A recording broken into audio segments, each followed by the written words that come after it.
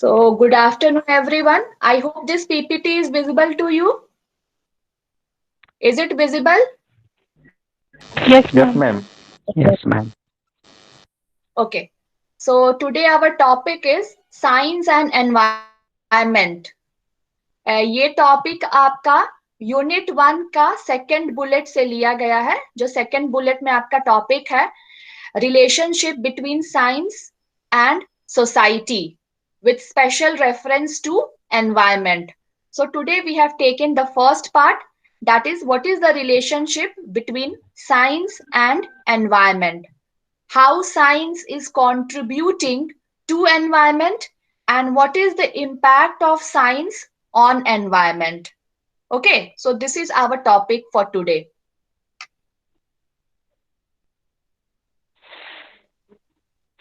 Now, what we are going to discuss here is basically the relationship between physical science and environment. And whenever we discuss about the relationship, it is here what we are going to discuss is role of science in understanding the environment. How science is helping us to understand, become familiar with our environment. And next, what is the role of environment in science? Okay, so what is the dual relationship between science and environment? And then next, after discussing this, we will discuss the impact of science on environment. Whenever we say impact, then we will talk about the types of impact. That is, we will talk about the positive impact also, and we will also talk about the negative impact, positive and negative impact of science on environment. Because if science has some positive impact on environment, at the same time there are many negative impacts of science also on environment. So this much we are going to discuss in today's class. Let us start with the relationship. And since we are discussing about the relationship between science and environment, it is better that first we understand what this term environment means. What is the meaning of the term environment? So, environment here is the sum total of conditions which an organism has to survive or maintain its life process. In which an organism has to survive or maintain its life process. Or, in simple terms, we can say that all that is around us, whatever we see around ourselves, everything is our environment. Whatever we have in our surrounding, everything is there in our environment. Okay, it's in 1 minute. Somebody wants to join the class, so please wait.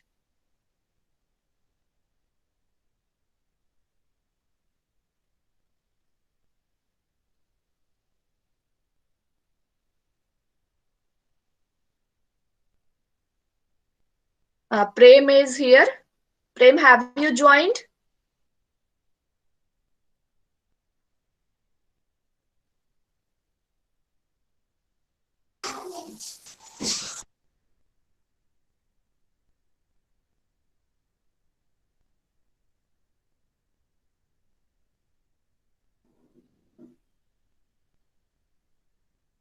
So, continuing with our topic, we are discussing about the relationship between science and environment.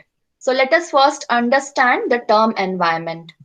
So, I was saying that whatever we have around us, जो भी हमारे चारों तरफ है, जो हमको घेरे हुए है, ओके, जो हम पर किसी ना किसी तरह से प्रभाव डाल रहा है, प्रत्यक्ष पर प्रभाव डाल रहा है या अप्रत्यक्ष पर प्रभाव डाल रहा है, डायरेक्टली इंपैक्ट कर रहा है या इनडायरेक्टली इंपैक्ट कर रहा है, एवरीथिंग इज आवर एनवायरमेंट. यहाँ पर हिंदी में पर्यावरण शब्द की व्याख्या की गई है. इसका अगर हम संधि विच्छेद करें, परि जोड़ आवरण. परि का तात्पर्य है चारों ओर और आवरण का तात्पर्य है वह जो हमें चारों तरफ से घेरे हुए है. तो इस तरह से पर्यावरण शब्द का अर्थ हुआ हमारे चारों ओर का वातावरण जो हमें चारों ओर से ढके है वह हमारा पर्यावरण है. I think this concept of environment is clear to you. Okay, now we will start with the relationship. Now, our environment, it is made up of many components. Environment has got many components, as you can see in this slide. There is the natural components of the environment, which includes hydrosphere, atmosphere, geosphere, and biosphere. Then we have the man-made component of the environment, all those things that has been made by the man, making use of our environment, like our buildings, park, bridges, okay, monuments, industries, all these things are the man-made component of the environment.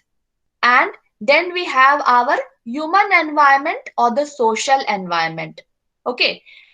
जिसकी शुरुआत होती है individual से, एक व्यक्ति से. फिर उसके बाद परिवार हो गया आपका, फिर आपका समुदाय हो गया, कम्युनिटी हो गया. Okay, and then we have our economic, our political situation, our classroom, education, all these will come under human environment. But here in our discussion, we will limit ourselves to the natural and man-made component of the environment. And we will see how environment or how science contributes or how science help us to understand our natural environment and the main man-made environment. So we will discuss about the components of environment. Okay, now here we are discussing how science is helping us in better understanding of our environment. और उसके लिए environment के जितने भी घटक हैं, उसके जितने भी कंपोनेंट हैं, उसकी समझ होना आवश्यक है. और फिजिकल साइंस किस तरह से ये अलग अलग एनवायरनमेंट के जो कंपोनेंट्स हैं उससे वह कैसे संबंधित है, इसको भी हम लोग डिस्कस करेंगे आने वाले स्लाइड्स में.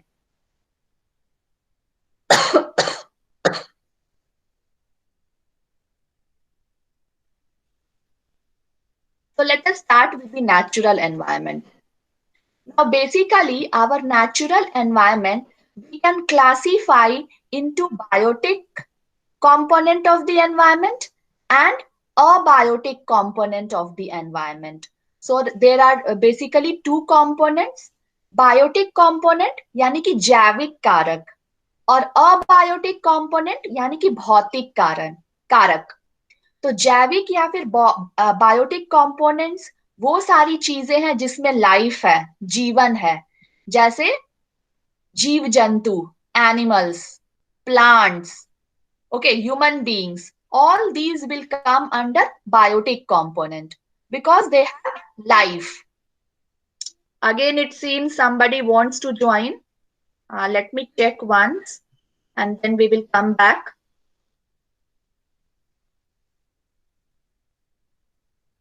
Okay, so Neetu is here.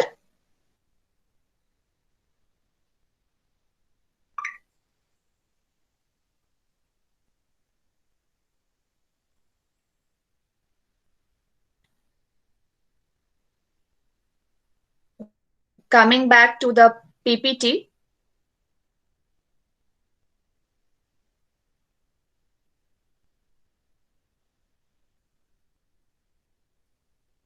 Okay, so we are discussing about the natural environment. And I was discussing that our natural environment can be divided into two components, the biotic components and the abiotic components. Biotic component यानी कि जैविक घटक. जैविक घटक में वो सारी चीजें आ जाएंगी जिसमें जीवन है, जिसमें लाइफ है, जैसे जीव जंतु, पेड़ पौधे, वनस्पतियां, हम मानव जो है, ह्यूमन बींग्स, ये सारा कुछ जो है ये बायोटिक फैक्टर्स के अंतर्गत आएगा. और दूसरा है आपका अबायोटिक फैक्टर्स, जिसको हम लोग नॉन लिविंग फैक्टर्स भी कह सकते हैं या जिसको हम भौतिक कारक कह सकते हैं, फिजिकल फैक्टर्स. तो फिजिकल फैक्टर्स में वो सारी चीजें आ जाएंगी जो हमारे चारों तरफ है, जिसको हम महसूस कर सकते हैं, देख सकते हैं, लेकिन जिसमें जीवन नहीं है। जैसे जल, वाटर, सनलाइट, सूर्य की जो ऊर्जा है, सूर्य का जो प्रकाश है, okay, soil, rock, wind, temperature. So all these things and many other things will come under the abiotic factors. So broadly, we can classify the abiotic factors. So let us see this clearly. Biotic components, जिसको अजैविक घटक कहते हैं, या जिसे हम physical components भी कहते हैं, इसमें बेसिकली हमारा तीन स्फेयर या हमारा जो तीन मंडल है वह शामिल हो जाता है। एटमॉस्फेयर, वायुमंडल, हाइड्रोस्फेयर, जलमंडल, लिथोस्फेयर यानी कि स्थल मंडल। Okay, so these are the three basic components of biotic components of the environment. And then we have the, sorry, the first one was abiotic component, अजैविक घटक। और दूसरा जो है आपका वो है जैविक घटक यानी कि बायोटिक कंपोनेंट्स। तो बायोटिक कंपोनेंट्स में आपके plant kingdom, okay, animal kingdom and micro kingdom. Micro kingdom यानी कि जो माइक्रो ऑर्गेनिजम्स, उनका जो जगत है जो हमें खुली आंखों से दिखाई नहीं देता है, they are visible only under microscope, okay, because they are so small in size that we cannot see them with our naked eyes. So यह भी पर्यावरण का इंपॉर्टेंट घटक है। तो वनस्पति जगत, सूक्ष्म जगत और जंतु जगत, और हम ह्यूमन बीइंग्स भी एनिमल किंगडम के अंतर्गत आते हैं। तो ये तीनों चीजें मिलाकर आपका biotic component of the environment का निर्माण करते हैं।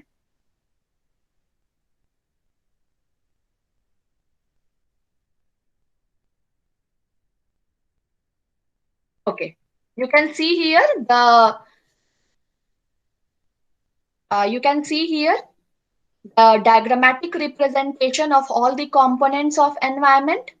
Okay, आपका एटमॉस्फेयर है, वायुमंडल, आपका हाइड्रोस्फेयर है, जलमंडल, वी हैव लिथोस्फेयर, हमारा स्थल मंडल, और इन तीनों के बीच में आप देख सकते हैं इकोस्फेयर है। क्योंकि इकोस्फेयर जो है वह तीनों को शामिल करके बनाया गया है।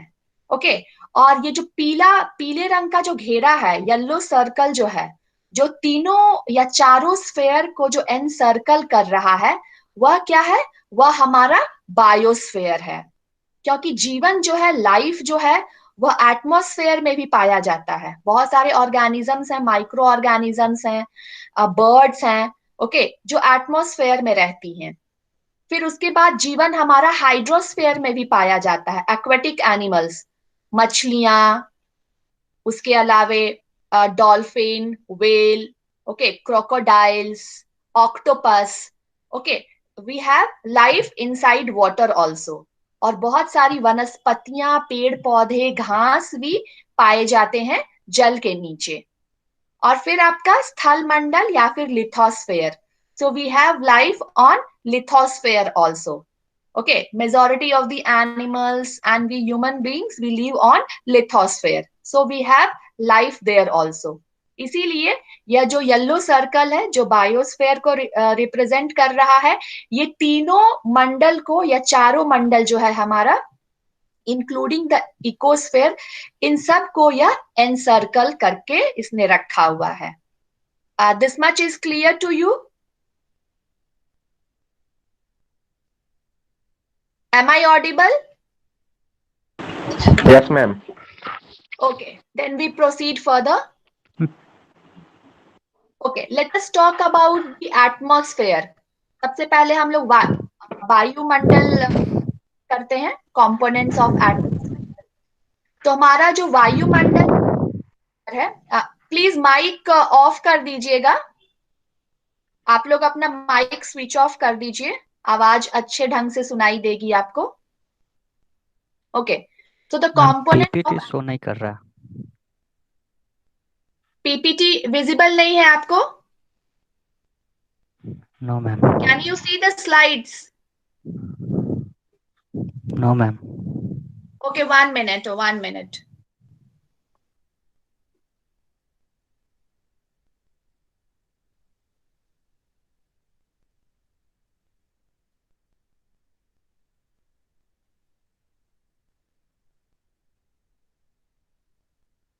I will share it once again. Okay.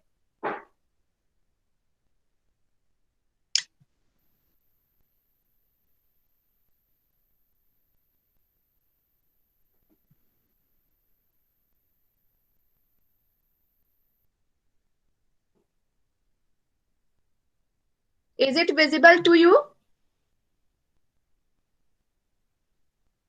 Slide अभी विजिबल है आपको? Yes, ma'am. Yes, Okay, ma'am. okay, fine. Then I will continue.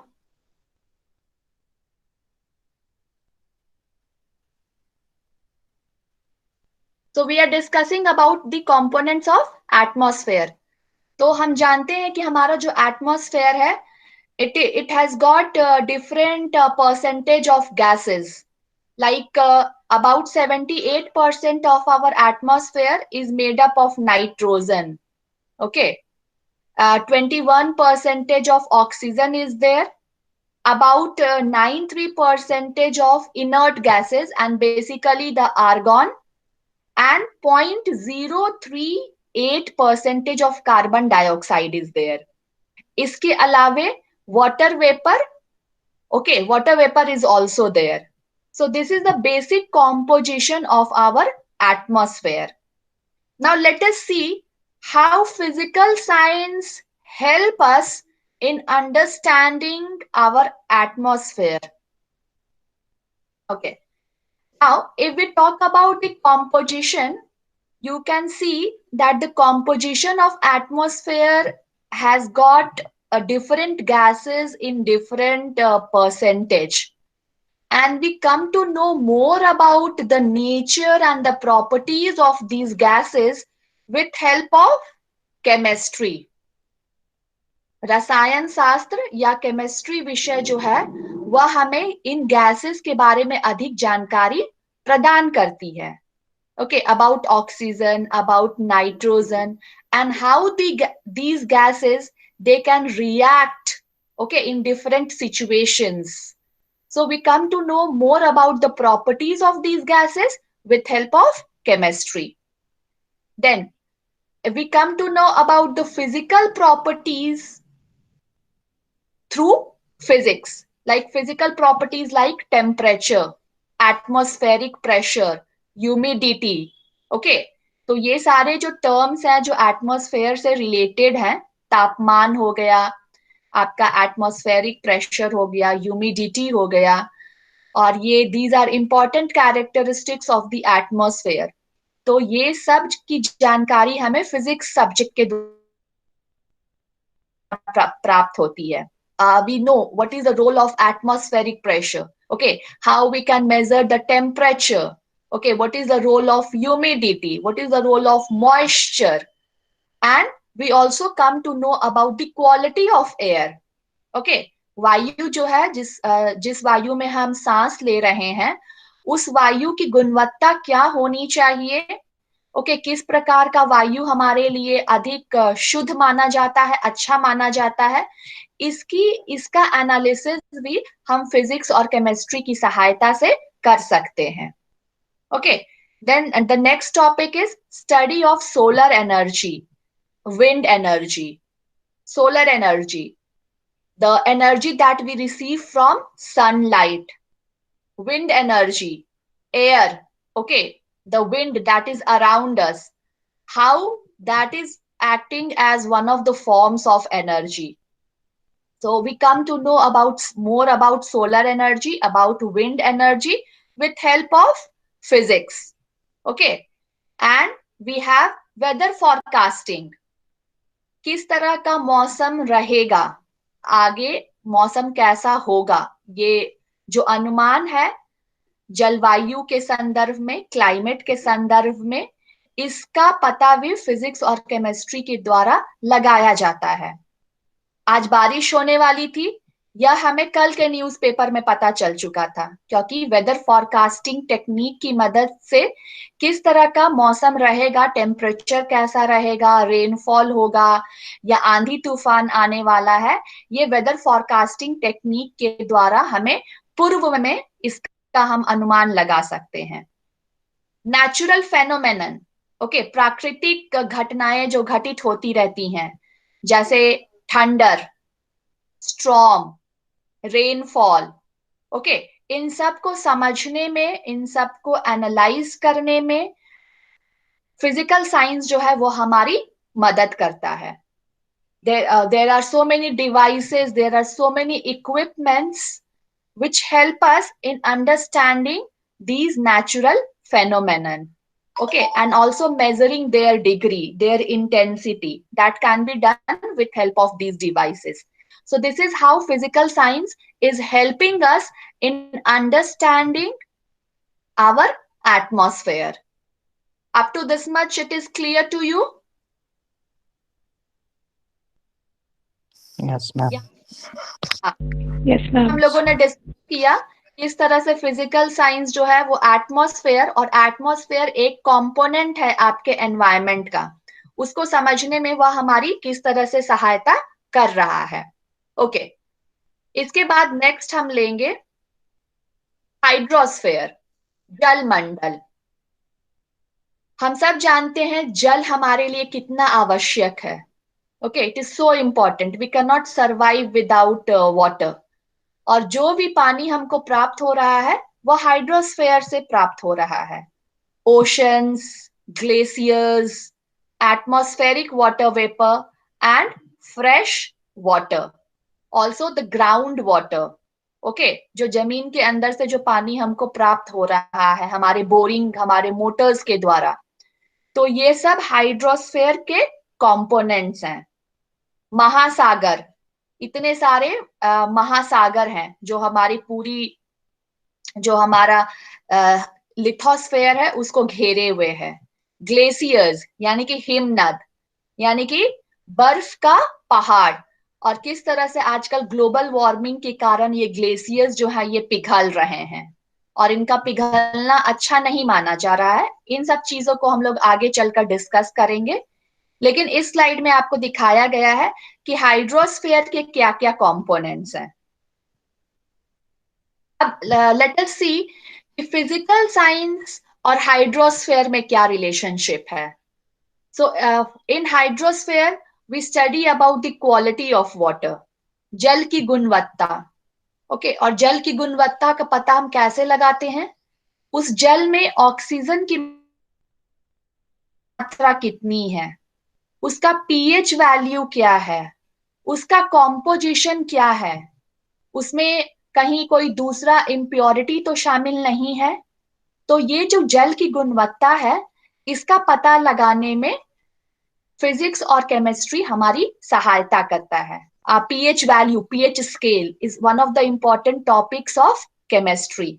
Okay, then oxygen, the properties of oxygen, okay, and what is the role of oxygen in water, we come to know all these things through chemistry. Then liquid pressure, जल दबाव, liquid pressure, और liquid pressure का भी बहुत अधिक important role है।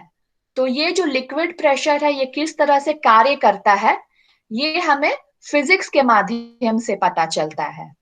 जब भी हम पानी पीते हैं स्ट्रॉ की मदद से, ओके, तो यहाँ पर liquid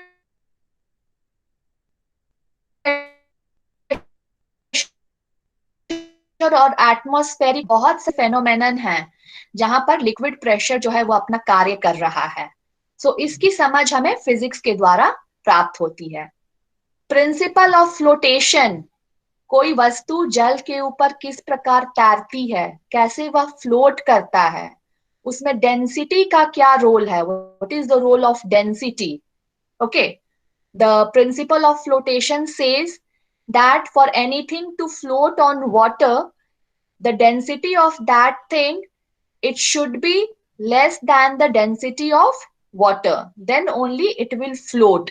So what is the role of surface area? What is the role of pressure? What is the role of density? We come to know all these things with help of physics. Groundwater level. Okay. जो जल जो जमीन के नीचे है उसका level क्या है, उसका स्तर क्या है, इसके लिए भी बहुत सारे उपकरण जो हैं वो फिजिक्स और केमिस्ट्री के टेक्निक को यूज करके बनाया गया है।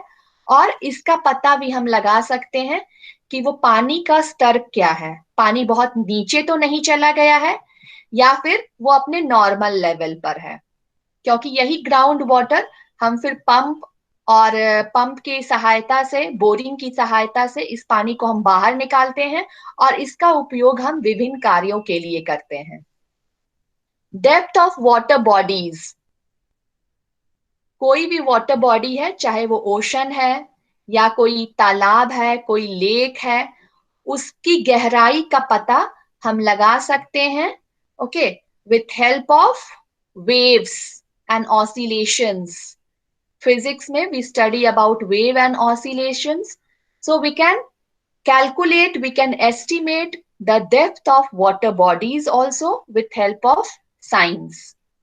Study of aquatic life. वह जीवन जो जल के नीचे है। पहले भी हमने डिस्कस किया है कि जीव जंतुओं के अलावा वनस्पतियां भी हैं जल के नीचे। विभिन्न प्रकार के घास, पानी के अंदर पाए जाने वाले पौधे और मछलियों से, छोटी छोटी मछलियों से लेकर बड़े बड़े व्हेल और शार्क तक जो है वो एक्वेटिक लाइफ का हिस्सा है। तो इसके बारे में अध्ययन हम किस प्रकार से कर सकते हैं? अध्ययन करने के लिए जो जिन उपकरणों की आवश्यकता है, शिप्स, सबमरीन्स, ओके, सो ये सब जो है कहीं ना कहीं फिजिक्स की ही देन है। लास्ट हमारा पॉइंट है यहाँ पर प्यूरिफिकेशन ऑफ वाटर। आजकल हम लोग इस समस्या को काफी झेल रहे हैं। पानी जो है शहरों में, रिहायशी इलाकों में वो प्रदूषित हो चुका है। ओके, हमारे मिस्टेक के कारण, हमारे एरर के कारण पानी जो है वो दूषित हो चुका है, प्रदूषित हो चुका है। तो अब इस पानी को हम कैसे स्वच्छ बना सकते हैं, कैसे हम इसका प्यूरिफिकेशन कर सकते हैं? Chlorination of water is one of the methods of purifying water. Apart from that, sedimentation किया जा सकता है। Sedimentation के द्वारा जो heavy particles हैं वो settle down हो जाते हैं bottom में, and then we can purify the water that is above that. So all these processes we study under physics and chemistry. So this way we are getting a better understanding of our hydrosphere, the various components of hydrosphere, and we come to know about the various properties of water. Okay, so water, which is H2O, how oxygen and hydrogen combine together to form water. All these things we study under chemistry, and many things we study under physics also. So this is the relationship of physical science with hydrosphere. After this, we move to lithosphere, स्थल मंडल। अब ये जो स्थल मंडल है इसमें बहुत सारी चीजें आ जाएंगी। जैसे स्थल मंडल में आपका oxygen, silicon, calcium, sodium, magnesium, aluminium, potassium, iron, all these metals and minerals will come. Apart from that, हमारी पृथ्वी का जो crust है, earth crust, okay, which forms an important part of the lithosphere, and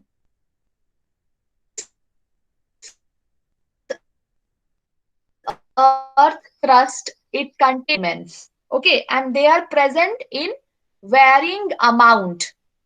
And about approximately 2000 minerals and compounds are there. And we study about all these things, about these chemicals, about these minerals in chemistry. So lithosphere, which is an important component of the of the environment. Okay, and we also live on lithosphere. So our physical science, it helps in understanding our lithosphere also. Okay, we study about the soil, the composition of soil. What is the moisture content in the soil? मिट्टी का pH value क्या है, उसका तापमान क्या है, उसकी fertility जो है. Okay, and we can also increase the fertility of the soil with help of organic and chemical fertilizers. All these are important topic under physical science. So we study about the chemical elements, minerals, compounds. We have our periodic table in chemistry, and this periodic table, it has got different groups of elements, and we can come to know about the properties of these elements which are present in our lithosphere. Then we have radioactive substances which are found naturally. There are natural radioactive substances, and there are certain artificial radioactive substances where the property of radioactivity can be induced. Okay, so these substances are not very balanced. They are in unbalanced form, and therefore they give out radiations to occupy the state of stability. तो ये जो radio activity का phenomenon है, इसका भी हम detail में अध्ययन करते हैं केमिस्ट्री फिजिक्स के अंतर्गत. And we also study about metals and non-metals both in chemistry as well as in physics also. Their physical properties, their chemical properties, their electrical properties, magnetic properties, the various properties of metals and non-metals. We study under physics and chemistry. And we also come to know about our earth crust. हमारा पृथ्वी का अर्थ का जो crust है, जो बहुत सारे layers को मिलाकर बनाया गया है, उसकी समझ भी हमें साइंस और स्पेशली फिजिकल साइंस के द्वारा प्राप्त होती है. तो इस तरह से हम देख रहे हैं कि किस तरह से फिजिकल साइंस जो है एक विषय के रूप में हमारी सहायता कर रहा है in having a better understanding of the various components of our environment. Moving ahead, now we are left with the biotic component of the environment. So, biotic component means जैविक घटक, ऐसा घटक जिसमें जीवन पाया जाता है. और ये जो जैविक घटक जो है जिसमें जीवन पाया जाता है, इसमें सारे लिविंग थिंग्स, सारे जीवित जो वस्तुएं हैं, जैसे प्लांट्स, एनिमल्स, ओके, छोटे छोटे माइक्रो ऑर्गेनिजम्स जैसे बैक्टीरिया, वायरस, ये सारी चीजें जो हैं ये माइक्रो ऑर्गेनिजम्स के कैटेगरी के अंतर्गत आती हैं. सो बेसिकली बायोटिक कंपोनेंट के अंतर्गत आपका प्लांट किंगडम यानी कि आपका वनस्पति जगत, माइक्रो किंगडम यानी कि आपका सूक्ष्म जगत, एंड एनिमल किंगडम, जंतु जगत, ये तीनों आपका शामिल है बायोटिक कंपोनेंट्स के अंतर्गत. और इन तीनों की समझ, जैसे अगर हम एक फॉर एग्जांपल अगर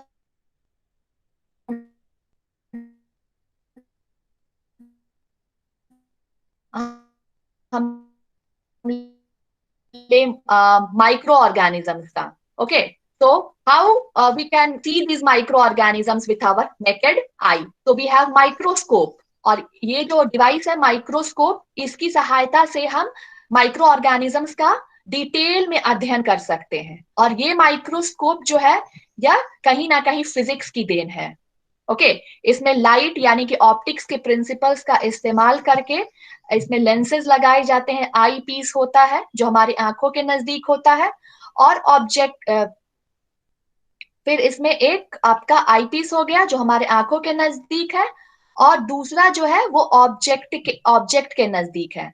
सो we are using the principles of optics and other principles of physics for microscope, which is helping us in understanding the microorganisms. Then agriculture, okay, agriculture यानी जो कृषि है, और कृषि में इस्तेमाल किए जाने वाले उपकरण जो हैं, फर्टिलाइजर्स जो हैं, ये सब कहीं ना कहीं फिजिक्स और केमिस्ट्री की ही देन है। फिर किस फसल के लिए या किस तरह के वेजिटेशन, किस तरह के प्लांटेशन के लिए किस तरह का क्लाइमेटिक कंडीशन जो है वो उपयुक्त होगा, इसका अध्ययन भी हम फिजिक्स और केमिस्ट्री की सहायता से कर सकते हैं। Study of soil, as we have discussed earlier, and the quality of soil is very important for having plantation. हम सब जानते हैं कि एक प्रकार का पौधा जो है, किसी विशेष प्रकार का जो पौधा है, वो किसी विशेष प्रकार की मिट्टी में ही उपज सकता है। ओके, ऐसे पौधे जो कि आपके पहाड़ी इलाकों में होते हैं, वो दूसरे प्लेन एरियाज में नहीं हो सकते हैं, क्योंकि उनको एक स्पेशल क्लाइमेटिक कंडीशन चाहिए, स्पेशल टाइप ऑफ सॉइल चाहिए। ओके, और बहुत तरह के केमिकल और फिजिकल चेंजेस जो हम ह्यूमन बीइंग्स के अंदर भी होता रहता है। Okay, like the functioning of the various organs. Heart, heart कैसे फंक्शन करता है, हमारा हृदय किस तरह से फंक्शन कर रहा है, किस तरह से वो कॉन्ट्रैक्ट करता है, एक्सपैंड करता है, किस तरह से ऑक्सीजनेटेड ब्लड जो है वो अंदर आता है, डीऑक्सीजनेटेड ब्लड जो है वो बाहर निकलता है प्यूरिफिकेशन के लिए। हमारा लंग्स, हमारे फेफड़े किस तरह से काम करते हैं, जब हम सांस लेते हैं अंदर तब वो एक्सपैंड हो जाता है, जब हम सांस बाहर छोड़ते हैं वो कॉन्ट्रैक्ट करता है। तो इस तरह से प्रेशर डिफरेंस। ओके, तो जिस तरह हम जब ऊपर जाते हैं हायर ऑल्टीट्यूड पे, तो वहां पर प्रेशर कम होने की वजह से किस तरह से हमें सांस लेने में परेशानी होती है, ये सारी चीजों का अध्ययन हम फिजिक्स और केमिस्ट्री विषय की सहायता से कर पाते हैं। So this is the relationship of physical science with the biotic components of our environment. I hope this much is clear to you. Is this clear? Yes, ma'am. Yes, ma'am. Yes. So up to this much we have discussed ki what is the role of physical science in understanding our environment. और environment जो है वो अलग अलग घटकों या फिर component से बना हुआ है, और सारे कंपोनेंट को हम लोगों ने काफी डिटेल में उसका अभी उस पर हमने चर्चा की, और किस तरह से हमारा सब्जेक्ट फिजिकल साइंस जो है, हमारा मेथड फिजिकल साइंस, ये किस तरह से एनवायरमेंट को समझने में हमारी सहायता कर रहा है। ओके, सो अब what is the relationship of physical science with our environment? We have discussed this much. Now, if we move forward, now let us talk about the positive impact of science on environment. So now we are going to discuss about the impact of science on environment. और इसको भी मैंने दो भागों में बांटा है। जब भी हम इम्पैक्ट की बात करेंगे तो दो तरह का इम्पैक्ट है, सकारात्मक प्रभाव भी पड़ रहा है और नकारात्मक प्रभाव भी पड़ रहा है विज्ञान का पर्यावरण के ऊपर। तो दोनों एस्पेक्ट्स को हम लोग डिस्कस करेंगे। Let us start with the positive impact of science on environment. Okay, so these are some of the issues related to environment. Pollution, pollution एक बहुत बड़ा इशू है आज के टाइम में। Okay, and a threat also to environment. So how physical science is helping us in studying, in having a better understanding of these different types of pollution, and also controlling these pollutions. Okay, so let us start with air pollution. Air pollution जो है, air which is part of our atmosphere, and we have seen how physical science help us in studying the various properties of air and the composition of air. Terms like temperature, humidity, okay, atmospheric pressure. तो इसकी सहायता से हम लोग वायु की गुणवत्ता का अध्ययन कर सकते हैं, और हम पता लगा सकते हैं कि कौन सा वायु जो है, कौन सा एयर जो है वो प्योर है, हमारे लिए अच्छा है, और कौन सा वायु जो है वो प्रदूषित हो चुका है। जब वायु में दूसरे कंपोनेंट्स शामिल हो जाते हैं, कार्बन डाइऑक्साइड की मात्रा अगर अधिक बढ़ जाती है या ग्रीन हाउस गैसेस की मात्रा अधिक बढ़ जाती है, तो उस वायु को, या डस्ट पार्टिकल्स जब अधिक हो जाता है, उस वायु को हम लोग प्रदूषित कहते हैं। तो विज्ञान किस तरह से हमें वायु प्रदूषण समझने में और उसको कंट्रोल करने में हमारी सहायता करता है। Then water pollution. Okay, in the same way we study the quality of water, the various properties of water with help of physics and chemistry. And with help of our subject, we also come to know about the various techniques by which we can purify water. पानी को जो दूषित हो चुका है उसको कैसे हम स्वच्छ बनाएंगे, कैसे हम पानी को प्रदूषित होने से रोक सकते हैं, उससे क्या बचाव किया जा सकता है, ओके, कैसे उसको प्रिवेंट किया जा सकता है, ये सब जो है कहीं ना कहीं विज्ञान और उसका जो तकनीक है, उसके जो उपकरण है, उसकी सहायता से हम इन चीजों का पता लगा सकते हैं। ओके, आर्सेनिक की मात्रा अगर पानी में अधिक बढ़ चुकी है तो उसका पानी का कलर किस तरह से चेंज हो जाता है, किस तरह का केमिकल चेंज हो रहा है पानी के अंदर जब दूसरी चीजें उसमें समाहित हो जाती हैं। पानी का पीएच वैल्यू जो है वो कैसे चेंज हो रहा है, क्या वो एसिडिक है, क्या वो बेसिक है, या न्यूट्रल है। Okay, so we come to know about all these things with help of physics and chemistry. उसी तरह से सॉइल पॉल्यूशन का हम अध्ययन कर सकते हैं। नॉइज पॉल्यूशन, ओके, ध्वनि प्रदूषण आजकल बहुत अधिक बढ़ चुका है। तो we have devices with help of which we can find कि what is the range of sound. Okay, audible range क्या है ह्यूमन बींग्स के लिए, एनिमल्स के लिए क्या है ऑडिबल रेंज, और किस तरह से इस ध्वनि प्रदूषण को कम कैसे किया जा सकता है। तो इन सब के अध्ययन में कहीं ना कहीं साइंस, विज्ञान हमारी सहायता कर रहा है। नेक्स्ट है nuclear pollution. Okay, whenever you are inventing any nuclear weapon, any nuclear war is going on, okay, so कोई न्यूक्लियर पावर प्लांट है तो वहां से निकलने वाले रेडिएशंस, इन सब के कारण जो है न्यूक्लियर पोल्यूशन हो रहा है। और न्यूक्लियर फिजिक्स के माध्यम से जो एक आपका ब्रांच है फिजिक्स का, न्यूक्लियर फिजिक्स, उसकी सहायता से हम लोग न्यूक्लियर पोल्यूशन का अध्ययन कर सकते हैं। So this is how physics and chemistry is helping us in understanding the different forms of pollution and also helping us to control the different forms of pollution. So this is the positive impact of science on this particular issue of environment, that is pollution.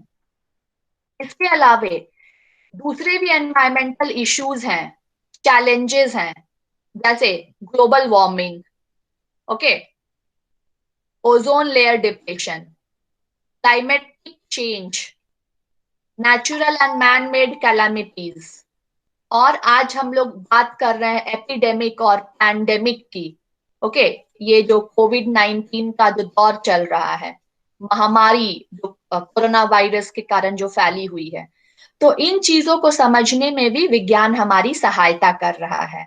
Global warming, किस तरह से तापमान जो है वो बढ़ रहा है, तो उसका हम स्टडी कर सकते हैं विज्ञान के माध्यम से। ग्लोबल वार्मिंग की वजह से ग्लेशियर्स जो है वो पिघल रहे हैं, तो किस तरह से समुद्र में पानी का स्तर जो है वो बढ़ता चला जा रहा है।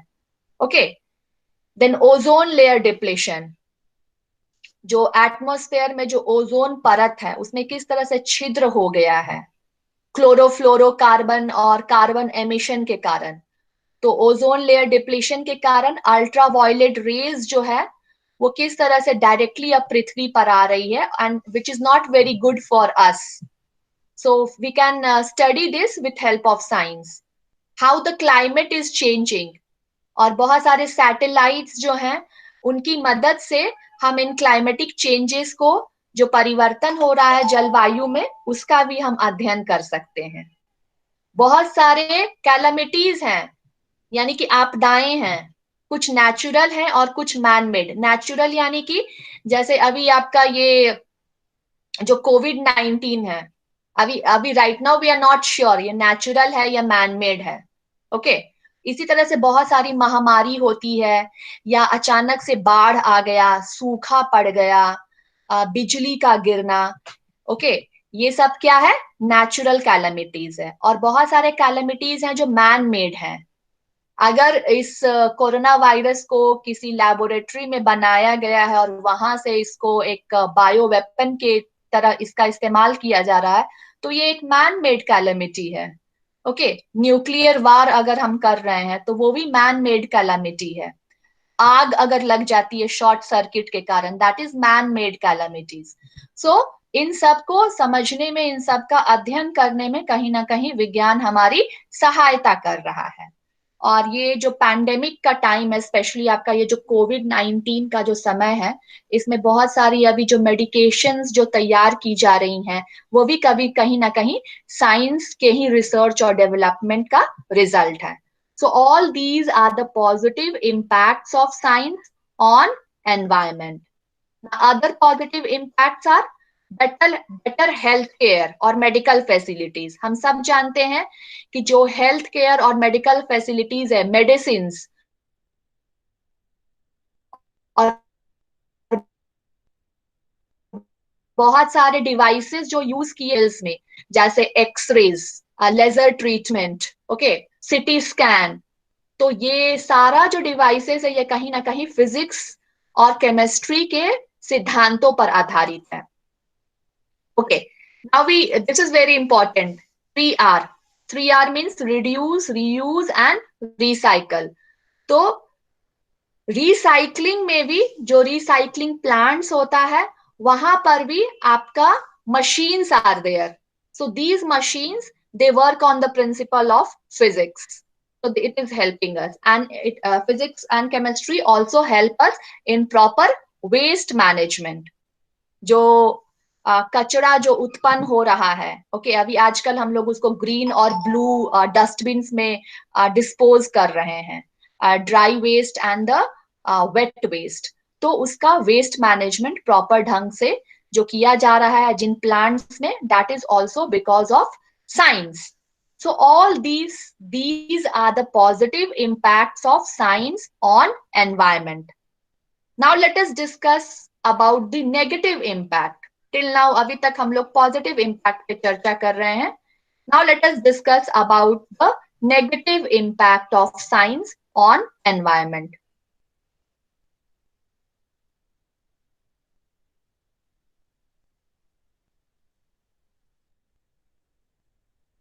ये जितने भी फॉर्म्स ऑफ क्या कर रहा है में और इनको कंट्रोल करने में, लेकिन कहीं ना कहीं अगर हम इसको एनालाइज करें तो इन सब को बढ़ाने में भी कहीं ना कहीं विज्ञान का रोल है। आजकल इतना ज्यादा इंडस्ट्रीज हो गया है, व्हीकल्स हो गए हैं, जिनके कारण एयर पॉल्यूशन हो रहा है। इंडस्ट्रियल वेस्ट जो हम डिस्पोज कर रहे हैं, उससे वाटर पॉल्यूशन हो रहा है। Excessive use of fertilisers, chemical fertilisers, soil pollution, okay, noise coming out of the industries, from the machines, from the automobiles, from the loudspeakers, कहीं ना कहीं साइंस का रोल है। और उसी तरह से nuclear pollution, okay, nuclear power plants, nuclear weapons, all these are the outcomes of science only. So on one side, science is helping us in having a better understanding of these different forms of pollution. On the other side, if we see, science is adding, okay, flaring up all these different forms of pollution. So this is the negative impact. उसके अलावे different points आप देख सकते हैं, ये different points भी दिखा रहा है negative impact of science on environment. Increasing rate of industrialisation, औद्योगिकरण बढ़ गया है। Everywhere now you can find industries, और इंडस्ट्रीज बढ़ने के कारण air pollution, soil pollution, water pollution, ये सब बढ़ रहा है। इंडस्ट्रियलाइजेशन फैलने के कारण डिफॉरेस्टेशन हो रहा है, जंगलों को काटा जा रहा है नए नए इंडस्ट्रीज को खड़ा करने के लिए। और डिफॉरेस्टेशन का भी बहुत बुरा प्रभाव पड़ रहा है हमारे पर्यावरण के ऊपर। सॉइल इरोजन हो रहा है उसके कारण, फ्लोरा और फौना एक्सटिंक्ट कर रहे हैं, विलुप्त हो रहे हैं। पौधों की प्रजातियां, वनस्पतियों की प्रजातियां और जीव जंतुओं की प्रजातियां जो हैं वो कहीं ना कहीं विलुप्त हो रही हैं, क्योंकि डिफॉरेस्टेशन हो रहा है। अर्बनाइजेशन, शहरीकरण। शहरीकरण के नाम पर बड़े बड़े मॉल्स खड़े किए जा रहे हैं, ब्रिजेस आ रहे हैं, इंडस्ट्रीज आ रहे हैं, और इन सब का भी बुरा प्रभाव पड़ रहा है पर्यावरण पर। न्यूक्लियर वेपन्स जो बनाए जा रहे हैं, उससे न्यूक्लियर वॉर का थ्रेट है। एट द सेम टाइम जो रेडिएशंस हो रहे हैं एनवायरमेंट में, जो रेडिएशंस फैल रहे हैं मोबाइल टावर्स के कारण, मोबाइल फोन्स के कारण, ओके, रेडिएशंस निकल रहे हैं और ये पर्यावरण के बैलेंस को बिगाड़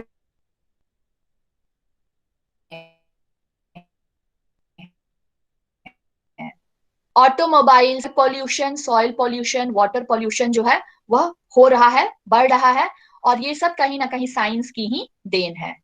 then excessive over consumption of natural resources.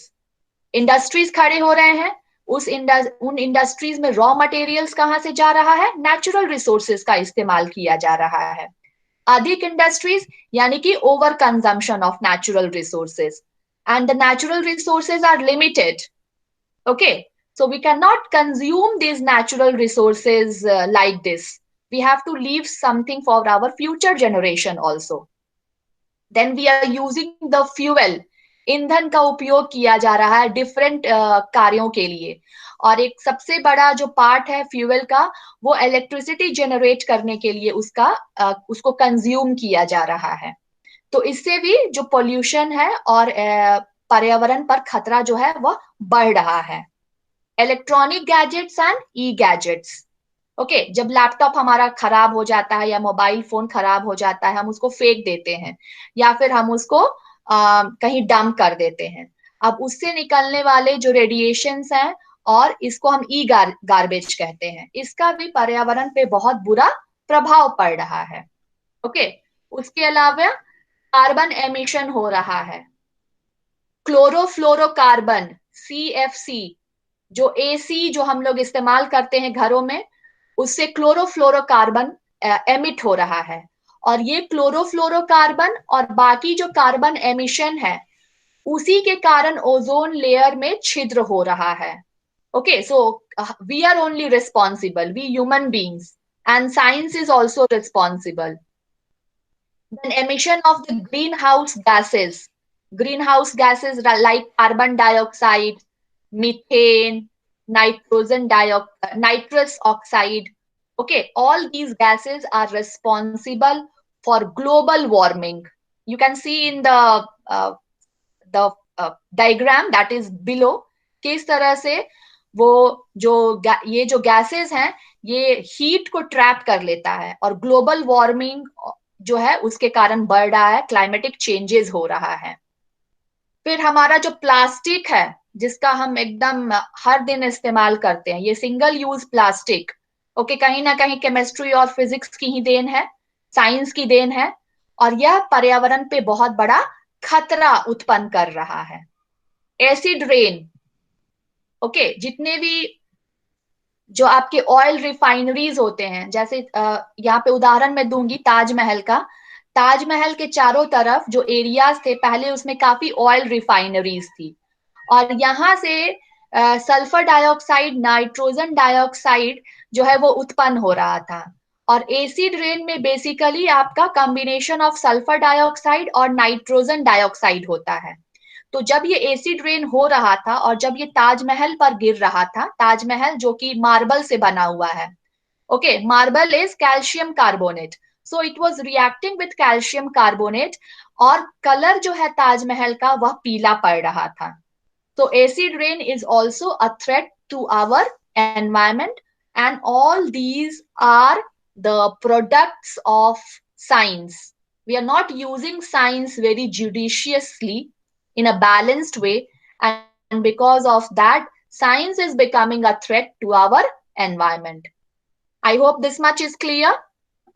So this is the impact of science. Now let us conclude this. So till now we have seen both the positive and negative impact of science and technology on our environment. Now the big question is, This question is for you. What is our role as a science teacher?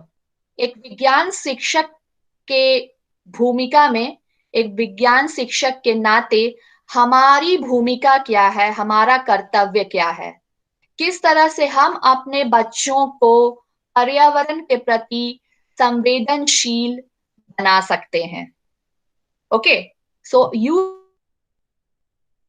as a science teacher, you can tell them about both the positive and the negative impact of science on our environment and how we can use science and technology as a weapon, as a device for protecting our environment, for protecting our earth. So we have to save our environment if we want to save our mother earth. So with this, I conclude with this class. If you have any queries now, you can ask.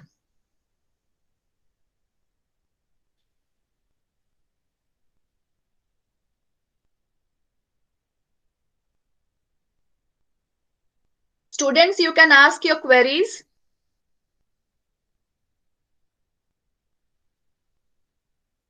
Are you there?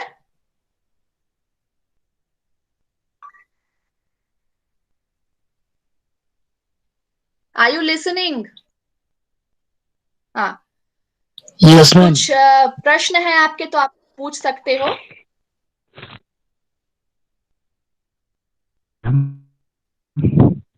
No question?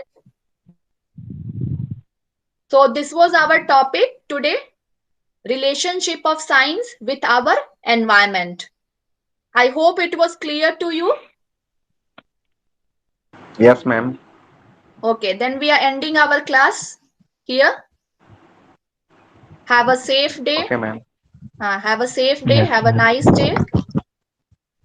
Thank you, ma'am.